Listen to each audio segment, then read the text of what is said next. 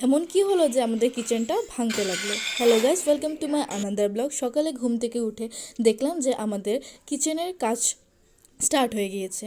তবে রান্নাঘরটা ভাঙার কারণ হচ্ছে একটাই, বলে না লাইফ হো ইয়া ঘর ইয়াদি চেঞ্জ না করতে হো তো বোরিং হি হো যাতা হ্যায়।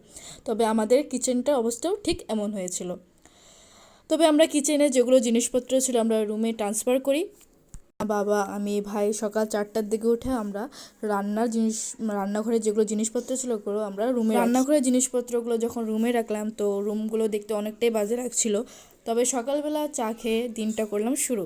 সাথে তরমুজও ছিল যারা কাজ করছে ওদের জন্য। তবে তোমরা ভাবছো যে আমরা রান্নাঘরটা কেন ভাঙছি, তবে রান্নাঘরটা আমাদের দেখতে এমন ছিল। আর ওয়ালের কালারগুলো ওয়ালে ছিল না, ওগুলো মাটিতে পড়েছিল।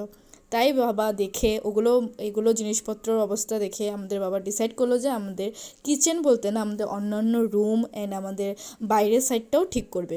তবে একসাথে রান্নাঘরের কাজটাও চলছিল আর এক সাইডে বাইরের কাজও চলছিল।